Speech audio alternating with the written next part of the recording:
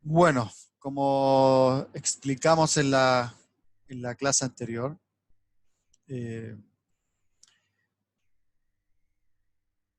uno de los temas principales en estos seifim es el tema de Tabargush, Kli Rishon, Kli Sheni, Kli Shelishi. La clase pasada estudiamos hasta el seif del Simán 318, hasta el seif número 11, hasta el seif número 10. Hasta el seif número 10 que hablaba que estaba prohibido colocar especias en un plato o derramar agua caliente sobre estas especias sobre un Kli Rishon. Ahora vamos a estudiar el Simán 12. El Simán 12, el Simán 11, nos va a traer un concepto interesante. Este concepto se llama Tata'agavar.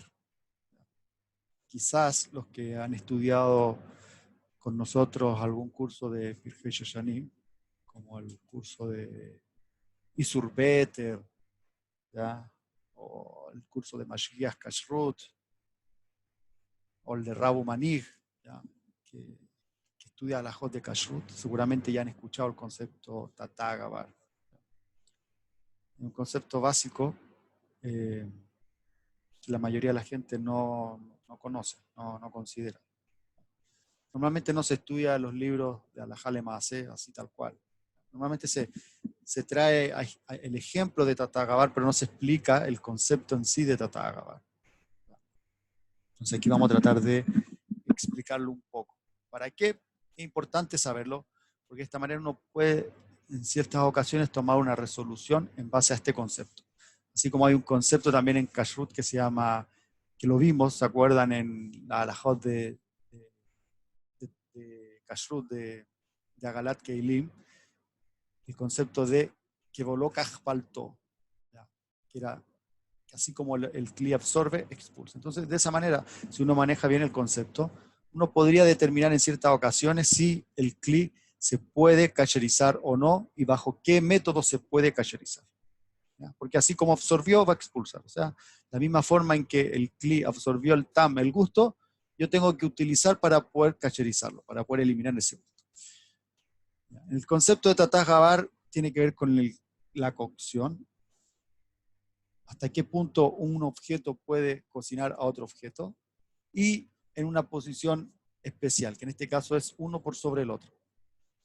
Para que haya el concepto de Tata'agavar o podamos aplicar el concepto de Tata'agavar, siempre un alimento debe estar por sobre el otro.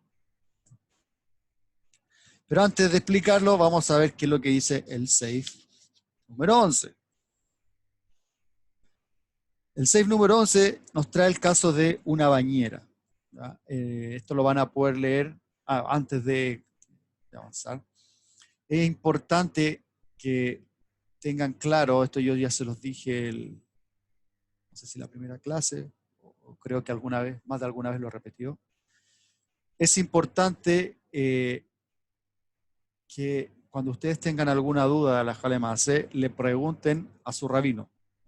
Me imagino que cada uno de ustedes en sus comunidades tendrá algún rabino a quien preguntar la halajá práctica, o tendrán algún libro de Halajá Lema'asé. Si bien yo trato de citar ciertas fuentes que van enfocados a la halajá práctica, de todas maneras, mi intención en ningún momento es tratar de imponer una halajá y descalificar la opinión que tengan sus diferentes rabinos en sus diferentes comunidades. La idea mía principal es mostrar los diferentes tipos de problemas que pueden haber, en este caso en Shabbat, en la halajot de Shabbat, explicar diferentes tipos de opiniones, pero después ustedes tienen que tomar una posición, un camino halágico en función de acuerdo a cuál es la realidad de ustedes, si son sefaradim, si son ashkenazim, y dependiendo de la comunidad a la que pertenezcan, el rabino que tengan, ustedes le preguntarán cuál es la halajá práctica. Ahora, si alguno de ustedes no tiene un rabino a quien preguntar y quiere preguntarme, me puede preguntar o puede usar el material como alajá práctica, porque en verdad lo que nosotros presentamos en el material es alajá práctica.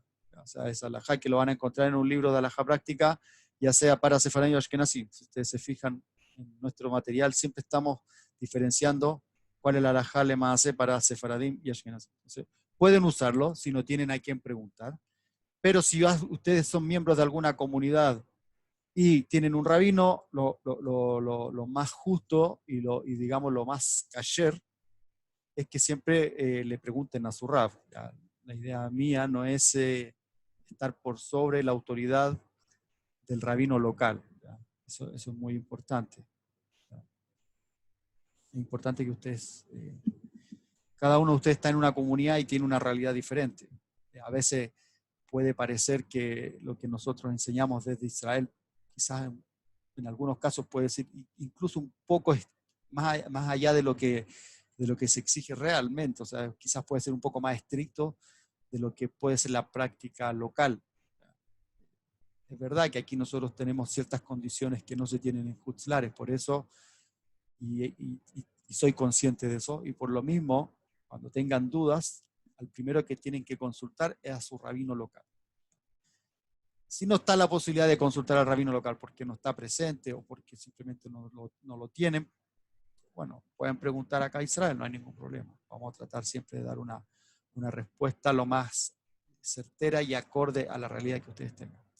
Esto lo dejo como nota aclaratoria, ¿ya? Porque no quiero que después comiencen a desautorizar o a menospreciar la enseñanza o la autoridad del rabino local. Normalmente uno siempre la halajá le maasé la tiene que entregar el rabino local. Por eso nosotros en los cursos de Pirkei Shanim en general no tenemos mayor problema con las comunidades locales o con los rabinos locales, porque normalmente en los cursos de Rabanut o los cursos avanzados de halajá, uno más que entregar la halajá a la práctica, entrega los mekorot, las fuentes de la halajá. La idea es que la persona logre pensar y pensar cuál es el origen de la halajá para poder aplicar ciertas halajot en su momento, pero más tratamos de no tocar mucho en el material del que nosotros entregamos en la yeshiva. No así en este tipo de clases que estamos haciendo ahora, que sí es una clase diferente, porque es halajá práctica. Pero de todas maneras, la intención mía es que ustedes conozcan la halajá, sepan que pueden haber ciertos problemas en alguna situación, y en base a eso, ustedes pues preguntarán a su rabino, ¿sabe qué? Rabino, esto aprendí, ¿cómo lo hacemos nosotros? ¿Qué me recomienda usted? ¿Qué camino seguir? Tengo la opinión del Rab Yosef, tengo la opinión del Rab Mordechai Eliyahu, tengo la opinión del Hasonish, tengo la opinión del Rab Moshe Feinstein.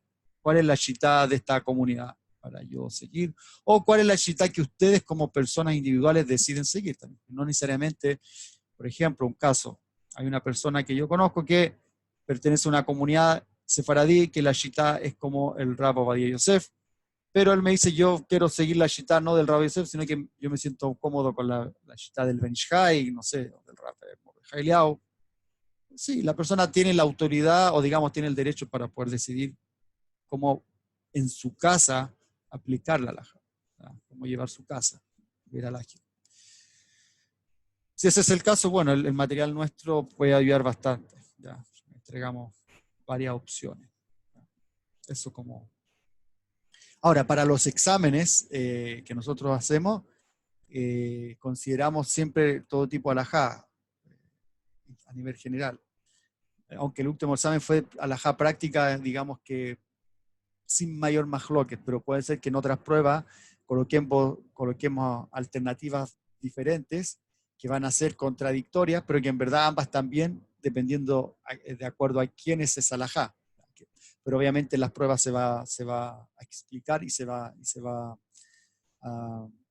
a dejar claro cuál es lo que se busca en la pregunta para una respuesta óptima.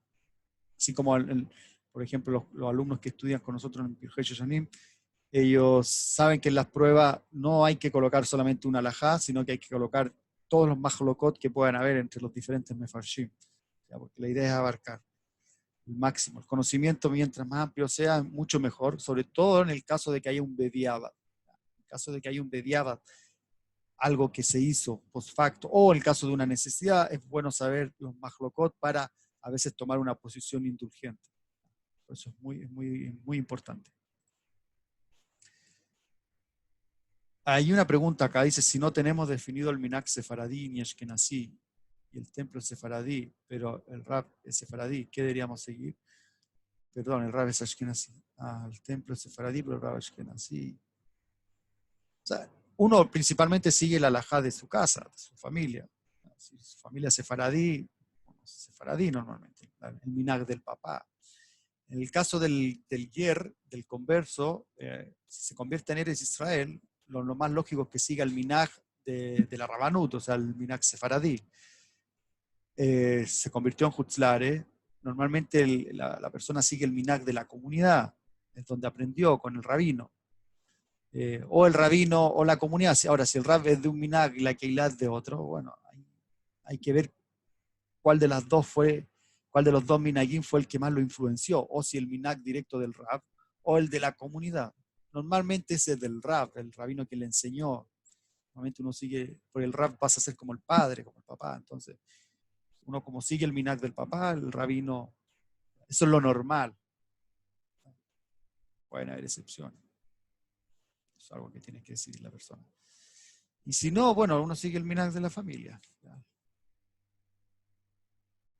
Crecí con minhag sefaradí, pero mi papá es ashkenazí. Sí, bueno, yo conozco muchas personas que siguen un minhag, el de la comunidad, porque el papá no era religioso, no le enseñó nada. Entonces aprendió todo en la comunidad. Entonces, como la comunidad era sefaradí, por ejemplo, en Chile había varias personas que seguían el minhag ashkenazí siendo sefaradí, pero hicieron teshuvá una comunidad ashkenazí, los padres eran sefaradí pero no religiosos, entonces no aprendieron nada en la casa, todo lo aprendieron en la sinagoga, que era ashkenazí, bueno, mira ashkenazí, siguen como ashkenazí.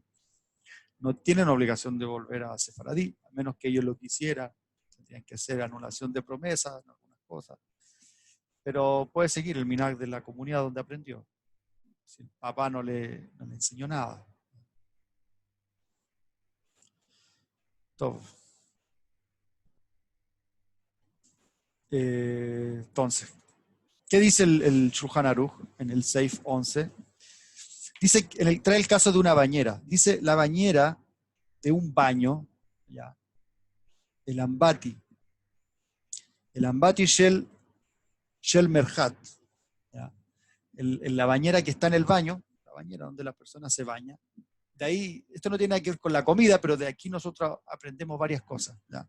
Lo voy a leer literal y vamos a ver la aplicación práctica en lo que a nosotros nos concierne. Porque después cuando el tema del baño, del bañarse en Shabbat, lo vamos a ver más adelante. Eso es otro tema.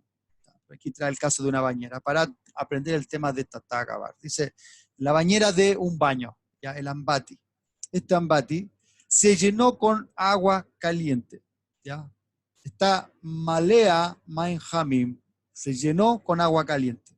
Ahora el Ramá agrega, afalpi shei klisheini, incluso si este es un klisheini.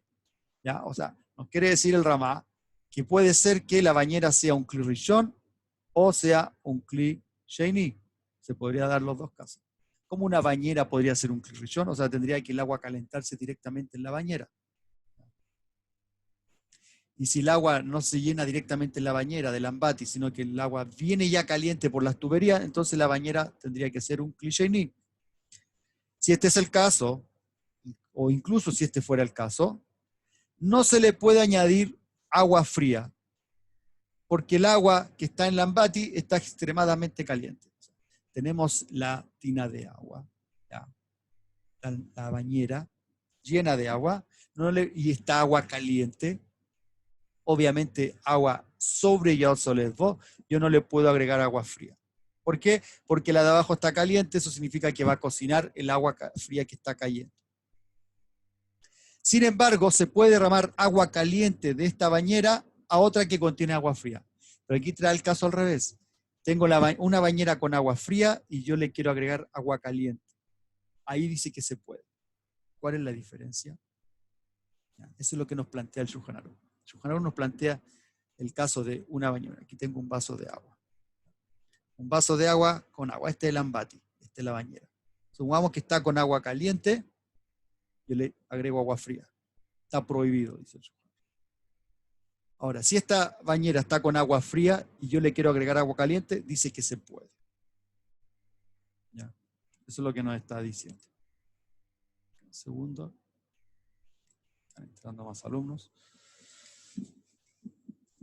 ¿Cuál es la diferencia? La diferencia está en el concepto de Tata-Agabar. ¿Ya? Tata-Agabar.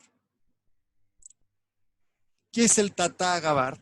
El Tata-Agabar, la explicación más simple de Tata-Agabar es la siguiente. Dice, si algo caliente cae sobre algo que está frío, no, lo caliente no tiene la fuerza para cocinar lo que está abajo frío.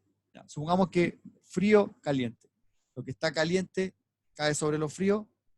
Lo que está cayendo caliente no tiene la fuerza. ¿Por qué? Porque va cayendo de a poco, va cayendo de a gotera o un chorro. Esto está caliente completamente. ¿Ya? Completamente caliente. A medida que cae el agua, o sea, al revés, esto está frío completamente. A medida que cae el agua caliente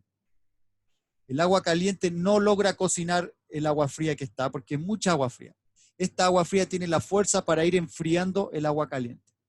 Enfriar no es un problema en Shabbat, el problema es cocinar en Shabbat. Entonces, si el agua que va cayendo se va enfriando a medida que va cayendo, no hay problema. Pero pasa al revés. Si el agua está caliente y el agua está fría, y a medida que el agua va cayendo fría, como esto es más fuerte, va cocinando. A medida que va cayendo el agua fría, esta agua fría que está cayendo se empieza a cocinar, a cocinar, a cocinar. Cae un poco, se cocina, cada otro poco se cocina, cada otro poco se cocina. Entonces, lo que quiere decir el concepto de Tata-Agabar es que el fondo es el que manda. Lo que está en el fondo es lo más fuerte. Eso es Tata-Agabar. El fondo manda. Por lo tanto, si el fondo está caliente, va a cocinar lo que caiga. Si el fondo es frío, va a enfriar lo que caiga. ¿Ya? Eso es, a grosso modo, el Tata-Agabar. Ahora, en el caso de la bañera del Ambati, ya para cerrar ese tema del Ambati, hay que ver si este Ambati se considera un Kli Rishon o se considera un Kli Sheini. ¿Ya? Vimos que el Kli Rishon es el Kli que está directamente sobre el fuego, el Kli Sheini es el Kli que recibe del Kli Rishon. ¿Majón?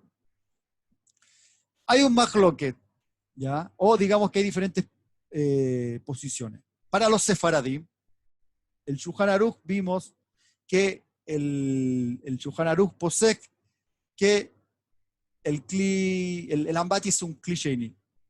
Ahora, esta alajá es todo un mahloket entre los Rishonim. Hay un mahloket entre Tosfot y entre Rashi y el Ram. Rashi y Ram dicen que es un Kli Rishon, Tosfot dice que es un Kli Sheini. Así también lo señala el Rambam, Maimónides. Por un lado, el Shulchan Aruch se inclinó a opinar como el Rambam y Tosfot. O sea que es un Kli Sheini. Cuando es un Kli Sheini, ya hemos visto, vimos en la clase anterior, que normalmente lo consideramos que se cocina, pero hay otros que consideran que el Kli Sheini no cocina. ¿Ya? Por eso el Rabbi Yosef era más indulgente con el tema de un Kli Sheini, de tabargush y de otros productos, porque el Kli Sheini no cocina, dice el Rabbi Yosef. Para otros, como el Rama dice, sí, en verdad el Kli Sheini sí todavía cocina, entonces hay que ser más estricto.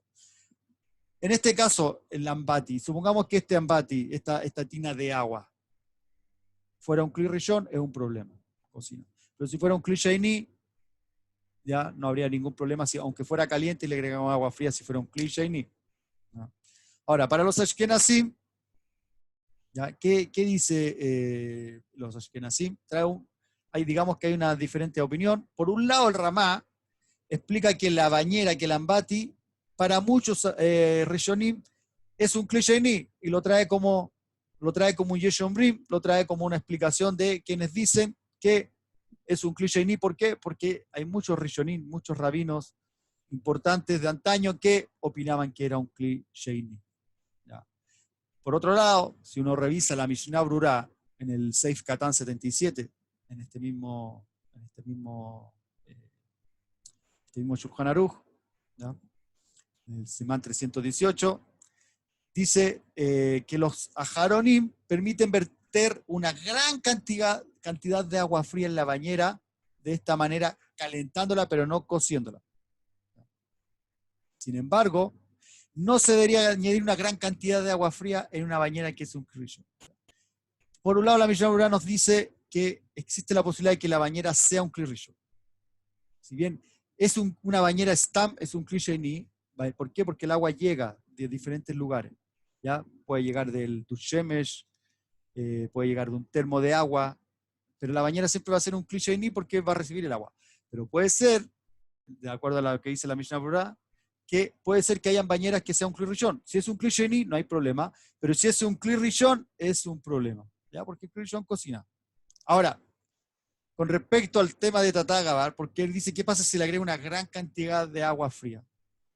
Con el tema de Tatagabar hay una excepción a la regla. Ahora, en el material que nosotros les vamos a entregar, Srat Hashem, ahí está más desarrollado el concepto de Tatagabar.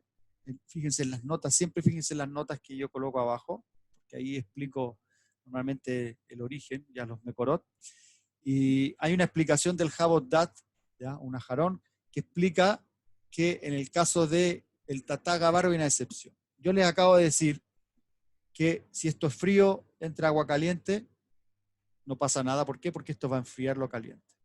Si esto está caliente, el agua está caliente y lo que cae es frío, lo que está caliente va a cocinar el agua fría que está cayendo, ¿cierto? Eso lo acabamos de... Hay una excepción. ¿Cuál es la excepción? Si lo que está abajo es muy pequeño en comparación a lo que está cayendo. ¿Ya? Supongamos que tengo esta cantidad de agua, ¿ya? Y es fría, pero si lo que está cayendo es caliente y es muy grande, 10, 20 veces este tamaño, significa que lo que está cayendo arriba, por mucho que lo de abajo es más fuerte, de acuerdo a lo que dice la halajá, pero lo de arriba es tan grande que en verdad esa halajá, en ese caso la regla se rompe y sí cocinaría. O sea, cuando decimos que lo de abajo enfría lo que está cayendo de arriba, es cuando lo que está cayendo de arriba es de menor tamaño, o menor o igual tamaño. Pero cuando lo que está cayendo es superior en tamaño, volumen, entonces se rompe la regla y va a importar el tamaño de lo que está cayendo arriba. Esa es la excepción de la regla de Tatagabar. ¿Cómo se podría ver? O sea, ¿cómo lo podemos aplicar? Por ejemplo, en Shabbat, el concepto de Dabar Gush. El Dabar Gush es un ejemplo claro de aplicación de Tatagabar. ¿Qué decía la regla de Dabar Gush? Ya, eso lo vimos. Ya hay Mahloket ahí.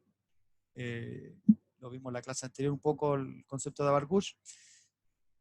La halajá sobre Dabar Gush dicta o nos señala que mientras, por ejemplo, el caso de una carne, mientras una carne permanece caliente a una temperatura de Yasoledvo sobre los 41, 42 grados, 45 grados Celsius, ¿ya?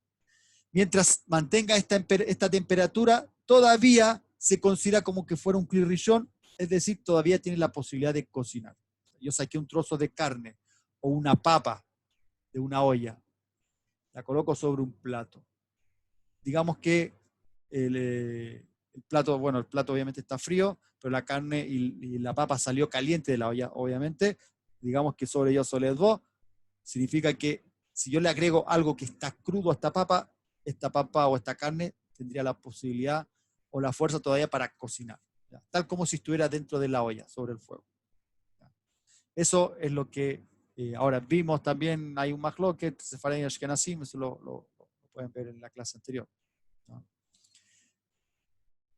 Entonces, ese es el caso del Dabar Gush. Ahora, un caso práctico, por ejemplo, ¿qué pasa si yo sirvo un Dabar Gush, una papa o una carne, al lado de vegetales crudos, hoy día en la práctica, en Shabbat? Mañana, Besat Hashem, comienza Shabbat, en la noche comen pollo, comen carne, y ustedes le quieren agregar ensaladas crudas, ¿ya? Sobre el pollo, sobre la papa, que está caliente. ¿Qué sucede? Vamos a saber que ¿Cuál es la halajá para los Ashkenazim? Para los Ashkenazim, el Sefer Shemirat Shabbat Keilhatá. Este libro posee que los sólidos, como por ejemplo la papa, la carne, también los frijoles, ¿ya? Los porotos. ¿Ya? O sea, hay países que creo que los brasileños comen mucho un poroto negro caliente. ¿Ya? Es muy usual eso. Alguna vez me invitaron a alguna casa de brasileños en Shabbat, incluso en la noche, comer estos frijoles calientes. ¿Ya? Si estos también tienen la capacidad de retener temperatura. Si uno lo saca de la olla, lo sirve en un plato y esta mantiene la temperatura a sobre Yosolezbo, entonces, de acuerdo al Shemirat Shabbat Keilhatá, se tienen que tratar como si estuvieran en un Kli Rishon. O sea, que cocina. Esto incluso, dice el Shemirat Shabbat, si estos porotos, esta carne o esta papa, incluso si se colocaron sobre un Kli Sheini o un Kli Sheilishi, mientras mantenga la temperatura sobre Yosolezbo, sobre los 41 grados, sobre los 42 grados, todavía cocina. Por lo tanto, uno tendría que abstenerse, por ejemplo, de tomar una papa, o puede ser un choclo. Elotes le llaman en alguna parte, en México creo que le llaman elotes. El choclo, el maíz. Ya nosotros en Chile decimos choclo, en otros países dicen maíz, elotes, si alguien me corrige. El choclo, normalmente que se acostumbra a comer con mantequilla, por lo menos así, a mí me enseñaron a comerlo con mantequilla sobre, o la papa, agregarle mantequilla. Estaría prohibido si esta mantequilla fuera una mantequilla cruda. Si es cocinada, no habría problema. Digamos que una mantequilla o una margarina cruda, ¿ya? Que son ingredientes fríos. O alguna verdura, ¿ya? Alguna ensalada. Tenemos una papa, la picamos y le agregamos lechuga, repollos, ¿ya? Algún ají molido fresco, no salsa que fue cocinada previamente. Cualquier alimento crudo que se lo agreguemos sobre esta papa, estaríamos cocinando. ¿Ya? Otro, por ejemplo, también pepinillo, el pepinillo este que viene encurtido con sal o con vinagre, también, porque eso está próximo a cocinar. ¿Se acuerdan que vimos el concepto de qué pasaba con estos pescaditos que se colocaban sobre... que se demoraba, o sea, que son de muy fácil cocción. ¿Se acuerdan de este Kuliat Aispanim? Ya que es un pescadito como la anchoa de hoy día, que pasó por un gran proceso de salado. Esos quedan muy próximos a terminar de cocinarse. Con un poco de agua caliente, un poco de temperatura, se terminan de cocinar.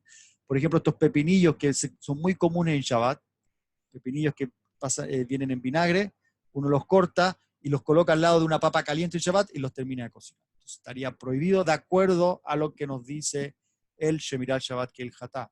También otro tipo de producto davar gush que retiene calor, el kugel. También es muy usual el kugel, ya sea de papa, de fideos, ya el kugel también. O sea, todo lo que es cualquier comida que sea sólida y retenga calor, como una papa, un trozo de carne, un kugel, entra en la categoría de davar gush. Ya se me olvida quizás cuántos alimentos más, pero ustedes me imagino que pueden ir pensando cuántos alimentos más entran en esta categoría. Lo importante es que tengan cuidado de acuerdo a los que siguen, por lo menos la costumbre ashkenazí, de acuerdo a los que siguen el Shemirat Shabbat, de no en Shabbat un trozo de carne caliente que está sobre el solezbo o una papa, colocar ensaladas crudas que estén, ¿ya? O avinagradas sobre todo. Obviamente si la papa, la carne ya bajó su temperatura, ustedes son capaces de tocar la carne, la papa, y pueden mantener la mano sobre la carne 10, 20 segundos, quiere decir que ya no está allá solezbo, no hay problema. Solamente estamos hablando que está allá solezbo. Segundo.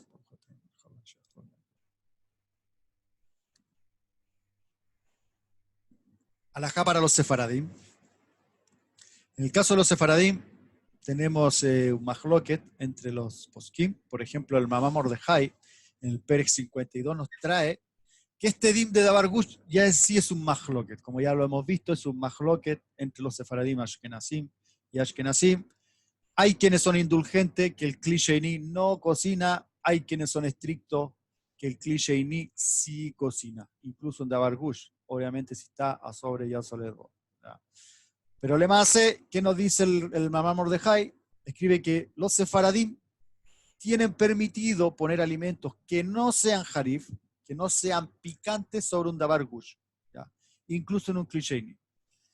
O sea, el Mamá Mordejai es más indulgente que lo que era el Shemira Shabbat, y el Mamá Mordejai dice que solamente los alimentos harif, por ejemplo, un ají, el caso del pepinillo, que ya viene harif porque viene con picante, viene con vinagre, ¿ya?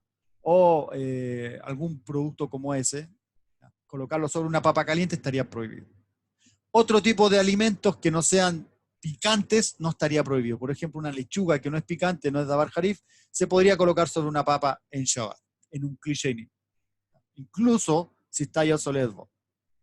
Ahora, de todas maneras, lejat gila, tampoco hay que colocar condimentos sobre la papa o sobre la carne, que es davar gush, si tiene harif también, el davar gush en sí mismo. Supongamos que sea una carne picante, no hay que agregarle condimentos tampoco a esto, ¿no? Aunque el condimento no sea harif, sea un condimento dulce, ¿no? Pero si la papa ahora es la que tiene el harif, también estaría prohibido. Ahora, si sucede que ya lo hizo, dice el Mamá Mordejai, Bediabad está kasher. Si lo hizo, no le jatjil. Si ya Bediabad lo hizo, la papa o la carne era picante y le echó algún condimento o algo, o algún otro alimento, Bediabad está kasher. Le jatjil hay que evitarlo. Ahora, el Hason Ovadia del Rab Ovadia Yosef, en la página 367, él nos trae, y ya lo vimos en la clase anterior, que un Kli Sheini no cocina. Un Davar Gush que está en un Kli Sheini no cocina. Davar Gush cocina solamente en un Kli Rishon. Así que esa vendría siendo la diferencia entre Sefaradim y Ashkenazim. Ashkenazim no se puede, incluso en Kli Sheini o Shelishi, si está ya Soledad. Para los Sefaradim, el Ramo de Jaliao dice que solamente hay problemas con los alimentos que tienen harif, que tienen picante. Y para el Rabo Yosef no hay ningún problema. Está todo kasher. Eso es con respecto al Seif número 11. Seif número 11. A ver, aquí hay una pregunta. Dice, ¿la ensalada se pueden comer antes o después de la carne caliente? Pero no juntos, ¿correcto? O sin comer la ensalada. Bueno, la respuesta está acá en lo que acabo de decir.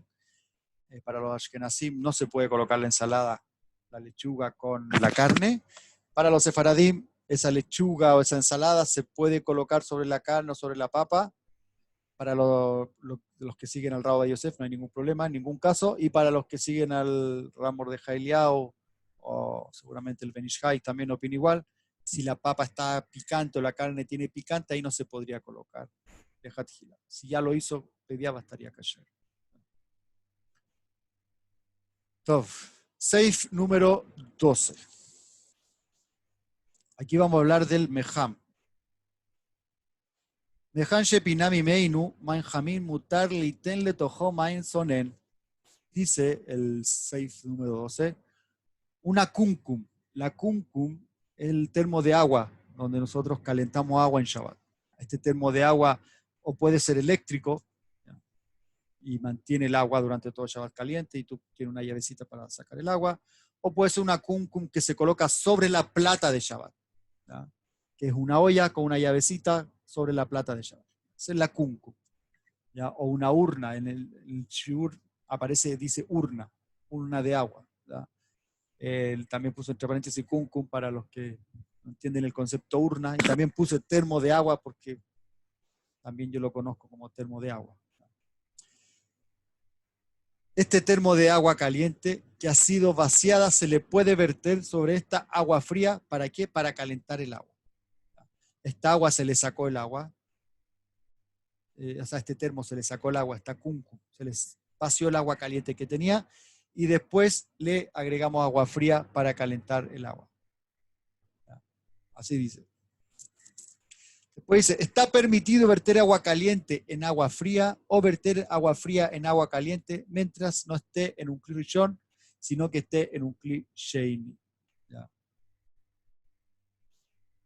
Si una gran cantidad de agua, dice el Ramá, si está siendo derramada en la caliente, un agua fría sobre la caliente, al punto de que el agua no se cocinará, sino que en lugar del agua simplemente perderá su frío, o sea, la entibiará y no la cocinará. Incluso si está en un kli rishon, siempre que no esté en el fuego estaría permitido. Eso es con respecto. Vamos a ver el caso. El safe en sí es como un poco redundante, ¿ya? Pero vamos a enfocarnos en el concepto práctico de lo que significa. Por ejemplo, de este safe, ¿qué es lo que aprendemos? El caso de un cucharón dentro de un kli rishon. Una cuchara dentro de una olla. La olla está en el fuego y yo puedo meter una cuchara o no. Alguien, hay una pregunta, poner mayonesa sobre las papas calientes. La mayonesa se supone que está cocinada, así que no habría problema. Cucharón dentro de un kli rishon, ¿qué sucede? Los poskim, ¿ya? Las diferentes opiniones discuten si la cuchara, cuando está dentro del kli rishon, esta cuchara pasa a ser un kli rishon o es un kli sheini. Hay un mahloket ahí. Hay un mahloket entre los poskim. ¿Ya? Ahí lo van a poder ver en el material. Y tenemos la opinión del Taz, tenemos la opinión del Sebajeit Tzedek, el mahloket si es kli rishon, kli sheini. ¿Ya? Hay una parte en Yoredea, en el tema de lo que es kashrut, en el Shulchan Aruch, que habla una cosa, en Orach Haim dice otra. Ahí van a poder ver el mahloket en detalle. Lo que tenemos que saber ahora es que es un mahloket, una discusión entre los poskim, entre las diferentes opiniones, si la cuchara, el cucharón que yo meto a la olla, mientras la olla está en el fuego o sobre la plata, esa cuchara al momento de meterla sobre la olla, se transforma en un kli rishon como la olla o sigue siendo un kli sheini. Por lo tanto, el Mamá Mordejai sostiene que un cucharón que se introduce dentro de un kli rishon, y si esta olla está ya soledvo, o sea, quiere decir que ya a una temperatura superior a los 40 grados, que es lo normal, si está incluso sobre la plata. Si está sobre la plata de Shabbat, seguro que está más de ya soledvo, porque uno pone la mano sobre la plata y se quema, no aguanta.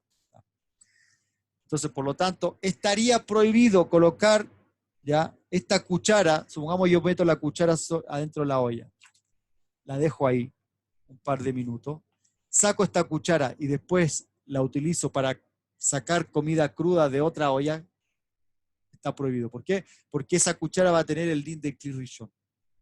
Es como que yo tomara el mismo kli rishon y lo pusiera sobre una comida cruda. Por ejemplo, tengo que preparar las ensaladas, lechugas, tomate, y ocupo el mismo cucharón, no tengo más cucharas, y ocupo la misma cuchara que está dentro de la olla. Y yo digo, voy a sacar la cuchara de la olla y con eso voy a servir o voy a preparar las ensaladas que están crudas. Eso está prohibido. ¿Por qué? Porque la cuchara tiene el din de kli rishon de acuerdo al Rav Mordejai. Y por lo menos dice, vas a cocinar una clipá de las verduras que se están revolviendo o manipulando con esta cuchara que estuvo sobre una olla. Se cocina kedei clipá es la cáscara superior de la fruta, o sea, de la verdura en este caso, ¿ya? O de la comida, es la cáscara superior, una clipá, ya es que una cáscara. Entonces, estaríamos transgrediendo, ¿ya? De acuerdo a la opinión del Rav Mordejai Eliyahu. ¿Por qué? Porque él dice que la cuchara tiene el din de kli rishon. Ahora, si uno dice que la cuchara tiene el din de un kli sheini, entonces uno podría decir, no pasa nada. Entonces va a depender mucho del mahlok. El Rav Mordejai Eliyahu en este caso es este. Ahora, ¿qué sucede si voy a vertir agua hirviendo en un vaso que tiene gotas de agua? Esto, por ejemplo, cuando uno en Shabbat va a prepararse un café o un té, ¿ya?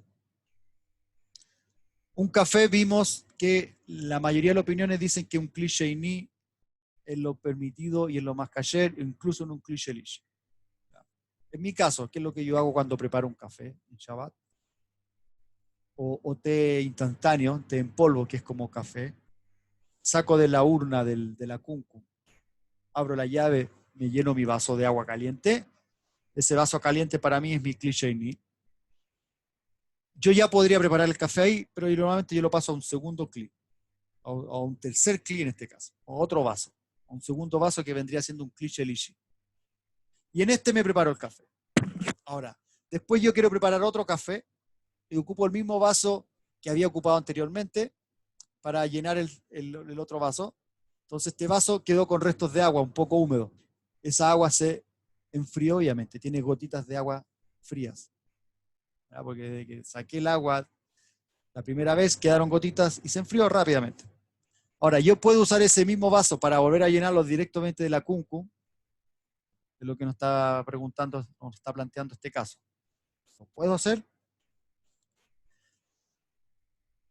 Si el agua en el vaso todavía está caliente, supongamos que el agua todavía está caliente, los restos de agua que están en el vaso, todavía está caliente, de acuerdo a lo que dice el Ramá lo trae, se le puede agregar más agua caliente.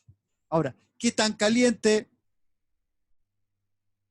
Podría ser incluso, de acuerdo al Ramá, aquí el Ramá es más indulgente de lo que dice el Shulchan Aruch, incluso de acuerdo al Ramá, como ya lo acabamos de leer en Ramá, era más indulgente, no habría problema, incluso si no está ya soledad. Solamente que esté caliente, caliente, normal.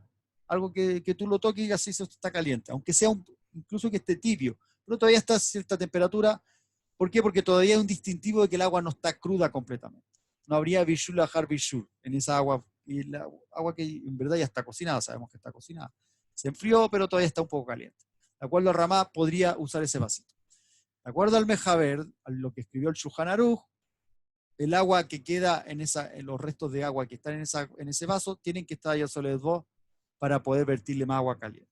¿Ya? Ahora, si el agua se ha enfriado completamente, el Rav Moshe Feinstein, ¿ya? En su libro Igrot Moshe, él es más indulgente. Si se fijan, en este caso, al parecer la halajá, vamos a ver la halajá Lemase ahora, pero aquí vemos como que es al revés. Normalmente los sefaradim son más indulgentes con este tema de Kli Rishon, Kli Sheni, y los ashkenazim son más estrictos, pero en este caso los ashkenazim son más indulgentes y los sefaradim más estrictos. El Rav Moshe Feinstein dice que no hay ningún problema. ¿Por qué? Porque el vaso del agua ya fue cocinado previamente. Ya estaba cocinado. Y además, el Rav Moshe Feinstein cita varios poskim que dicen que en verdad no es necesario secar el vaso completamente, basta con sacudirlo, sacar el agua superficial, puede quedar algo de humedad, pero mientras no hayan gotas visibles de agua, no hay ningún problema y puedes agregar agua caliente nuevamente en ese vaso sin tener que secarlo previamente. Ahora, ¿cuál es la halajá práctica para los sefaradí? Bueno, hay muchos poskim que dicen que en verdad hay que preguntarle al rabino local, a su local rabbi, pero el Mamá Mordejai, el Ram Mordejai Eliau, dice que, ¿qué nos dice? Dice que está prohibido verter agua caliente sobre un vaso que tiene gotas de agua fría, por mucho que esas gotas previamente hayan estado cocinadas. O sea, el Ram Mordejai Eliau es estricto. ¿Por qué? Por la regla de Tatá Gabar. Pero ustedes me dicen, ¿pero cómo si la regla de Tatá Gabar dice que si el fondo es frío, lo que cae es caliente, entonces no pasa nada? Pero esta es la excepción de la regla de Tatá Gabar. Si bien el fondo es frío y lo que está arriba es caliente, pero lo de arriba es mucho más grande, muchísimo más grande que las gotitas que están abajo. Por lo tanto, sí lo cocina. ¿Ya? Entonces, el Ram Mordejai Eliau es estricto por esa regla. ¿Ya? Pero para el resto de los Ashkenazim estaría permitido. ¿Ya? Ahora, también está prohibido verter agua fría sobre agua caliente que está ya sobre el bo desde un Kli Rishon, también por causa de Tatá Gabar. Eso también lo trae el Ram Mordejai. Ahora, para los sefaradín, si se fijan, la halajá es más estricta, ¿no? Para los ashkenazí, digamos que es un poco más indulgente. Rav Moshe Feinstein es más indulgente al respecto. Ahora, introducir un cucharón mojado en una sopa caliente, esto también puede ser. Yo saco la sopa del fuego, lo coloco sobre la mesa, un cucharón sirve un plato, hasta que sirvo el otro plato, la sopa que está en el cucharón se enfrió. O por lo menos no está ya soledad. ¿Qué sucede? Nuevamente tenemos más cloquet. En este caso, vamos a ver la opinión del Igrot Moshe. Dice que las gotas del cucharón deben estar aún calientes, de acuerdo con la opinión del Ramá. O sea, se debe secar el cucharón antes de retornar a la sopa caliente. Ahora, de cualquiera de estas maneras, se puede devolver el cucharón a la sopa incluso cuando aún está en el fuego. Ahora, ¿qué es lo práctico para hacer en este caso? Lo práctico es siempre dejar el cucharón en la sopa y no sacarlo y dejarlo sobre la mesa. Si ustedes están sirviendo, no hay ningún problema, ¿ya? ¿Por qué? Porque el movimiento es rápido. Pero si ustedes supongamos que están sirviendo y sirven un plato, dos platos, dejan de servir, dejan la cuchara un par de minutos, ya no la pueden volver a poner dentro de la olla para servir nuevamente, si está con restos por fuera. A menos que la cuchara siempre se mantenga dentro de la olla, ¿ya? Entonces, en resumen, ¿qué es lo que hay que hacer en Shabbat? Supongamos el cholen. Ustedes sirven el chun en Shabbat.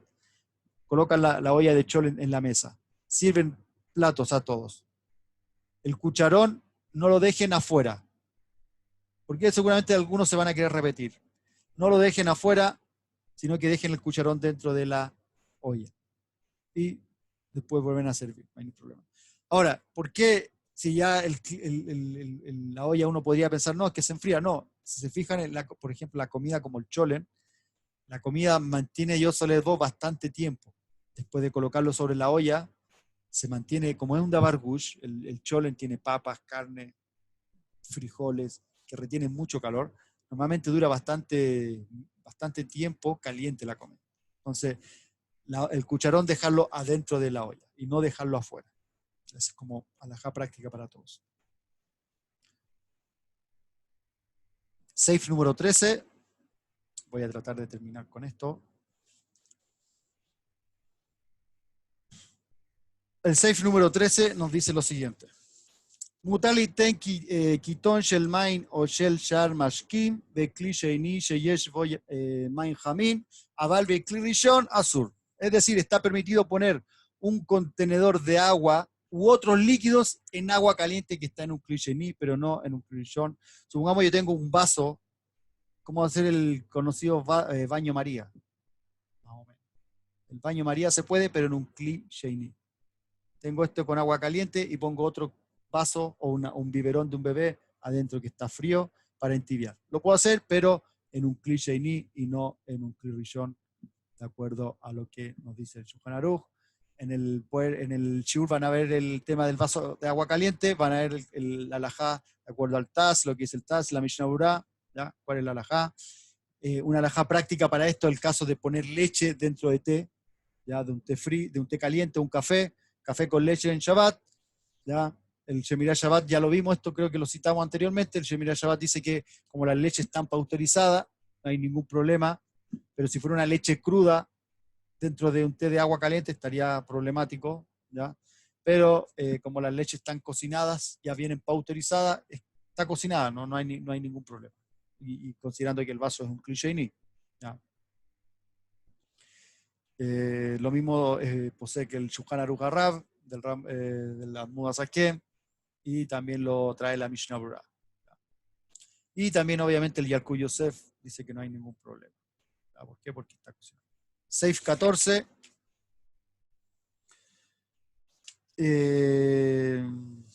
Nos trae otro caso. Mutali ten kiton shel main o shel shar mashkim keneged aesh leafik sinatam.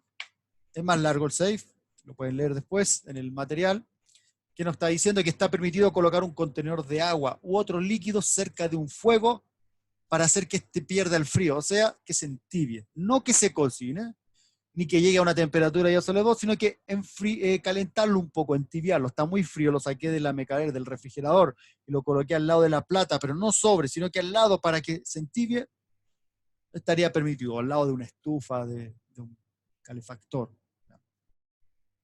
Ya vimos cuál era la alajá de Yasolet 2. Ahora, con respecto a colocar la comida cerca del fuego, vimos que el Shulchan Aruch posee que está prohibido poner ítems cerca del fuego en un lugar donde podría alcanzar la temperatura de Yasoledov. ¿Por qué? Porque dice claramente, mutar ¿para qué? Para quitar el frío, para entibiar, pero no para agregar o llegar a la temperatura de Yasoledov. ¿Ya? Si yo voy a colocar algo y que yo sé que se va a calentar mucho, incluso que no esté sobre el fuego mismo, supongamos que sea un brasero, carbones que están ahí durante todo Shabbat, o fuego que quedó abierto, una cocina, una estufa que quedó encendida, y yo digo, voy a colocar esta olla de comida al lado, pero no a sobre, así que no hay problema de garuf, de catú, no hay ningún problema de nada. Entonces lo coloco al lado y yo sé que esa temperatura va a ser suficiente para que la olla se caliente solo yo solo, eso también está prohibido. Incluso si no está directamente sobre. Eso es lo que aprendemos de esta alajá. Otra cosa que inferimos de esta alajá, que la trae el Ramá, dice que uno podría pensar que las frutas no tendrían problema de bishul porque las frutas se comen crudas. Uno podría pensar. Pero el Ramá dice que bishul aplica aún incluso para las frutas que se comen crudas.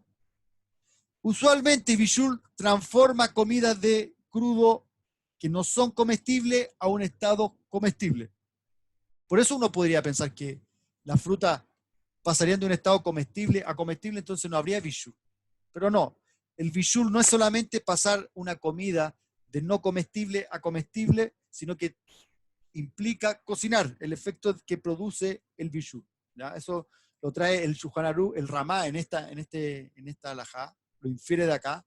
¿Por qué? Porque uno podría sacar una deducción errónea y decir, no, las frutas, ya que no se transforman de no comestible a comestible, entonces estaría permitido cocinarla o calentarla en Shabbat. No, está todo prohibido.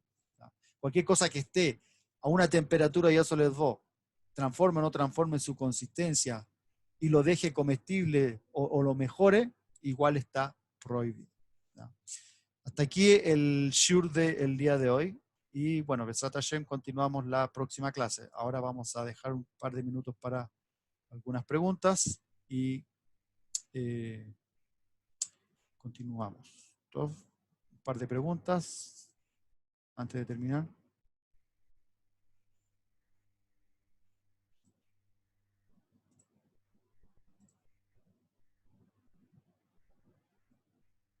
El mismo protocolo exige que en cucharón debe quedar en la sopera u olla. Sí, lo mismo.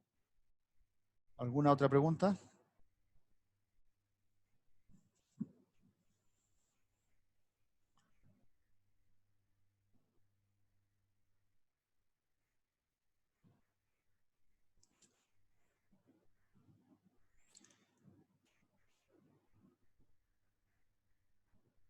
Sí, el PDF lo vamos a compartir hoy día. O mañana.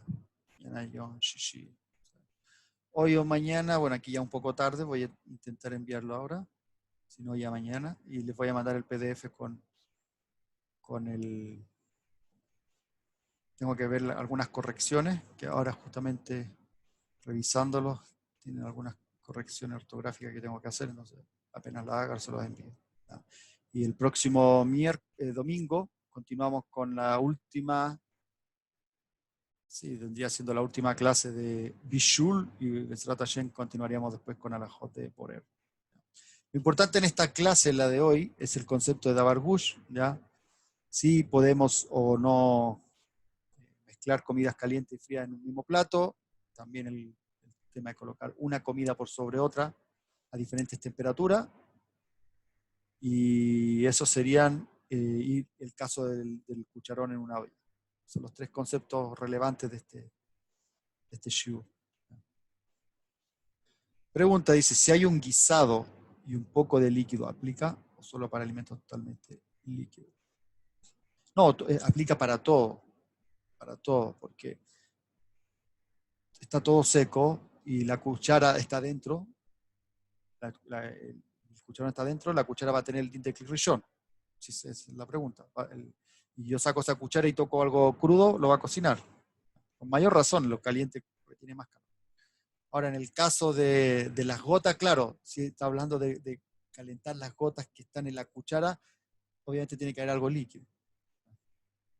Porque estamos hablando de cocinar el líquido que está en el cucharón. Otra pregunta dice, si hiervo agua en un kli rishon y lo guardo en un termo. Este termo es sheini. Puede preparar una taza de café desde el termo.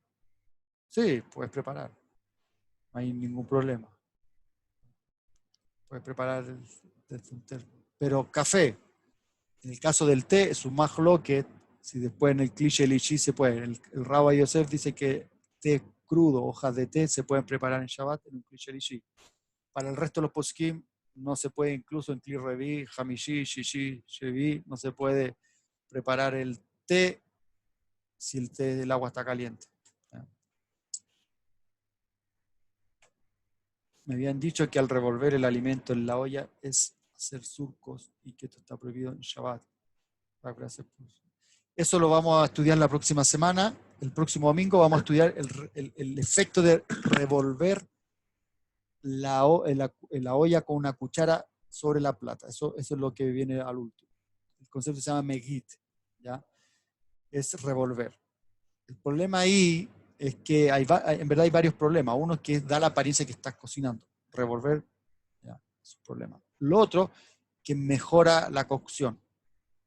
Entonces, ayudas al proceso de cocción. Es como que le estuviera dando más fuego a la plata de Shabbat, como que le estuviera aumentando la temperatura, el hecho de revolver. Entonces, eso es un problema. Eso de Sat Hashem lo vamos a estudiar el próximo domingo.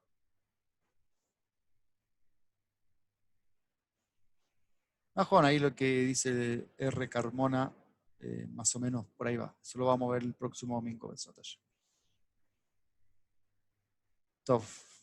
¿Alguna última pregunta?